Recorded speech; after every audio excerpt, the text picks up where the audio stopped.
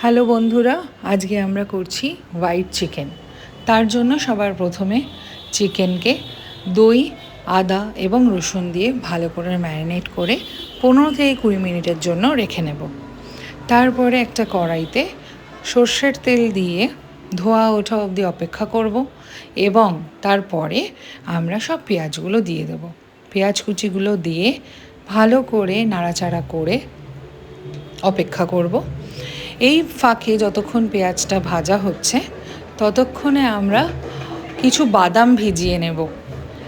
4-5টা almond, 4-5টা চিনে বাদাম ও 4-5টা কাজু বাদাম ভালো করে ভিজিয়ে রেখে দেব। তারপরে পেঁয়াজটার মধ্যে আমরা নুন দেব পরিমাণ মতো, হলুদ গুঁড়ো দেব এবং সুন্দর করে মেশাবো। মেশাতে মেশাতে দেখবেন কড়াই থেকে তেলটা ছেড়ে আসছে। আর তারপরে এই ফাঁকে আপনি পেস্টটাও রেডি করে নিতে পারেন। একটা মিক্সার গ্রাইন্ডারে সব বাদামগুলো দিয়ে ভালো করে মিক্সিতে ঘুরিয়ে একটা পেস্ট রেডি করে নিন। আর তারপরে যখন দেখবেন কড়াই থেকে তেলটা ছেড়ে আসছে তখন চিকেনগুলো দিয়ে দেবেন। চিকেনগুলো দেওয়ার পরে সুন্দরভাবে নাড়াচাড়া করে আপনারা মিশিয়ে নেবেন। তারপরে আবারও চিকেনটা দেওয়ার পরে আপনারা চিকেনের পরিমাণ মতো নুনটা দিতে ভুলবেন না। নুনটা দিয়ে ভালো করে নাড়িয়ে তারপরে গোটা কাঁচা লঙ্কা দিয়ে দেবেন। কেন আমাদের বাড়িতে ঝালটা কম খাওয়া হয় এবং বাচ্চাও আছে, তাই জন্য আমরা লঙ্কা পেস্ট করে দিইনি। আপনারা চাইলে লঙ্কা পেস্ট করেও দিতে পারেন।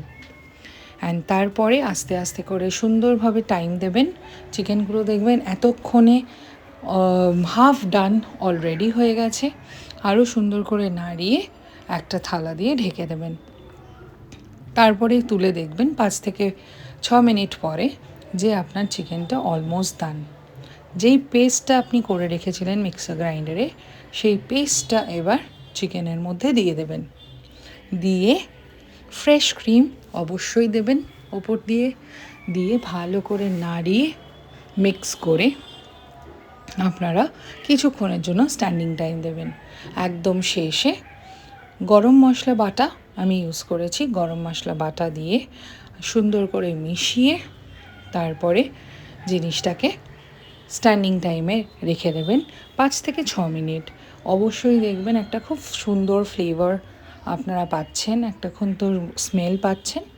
তারপরে যে কিছু দিয়ে ফ্রাইড রাইস দিয়ে বা রুটি দিয়ে সার্ভ করবেন।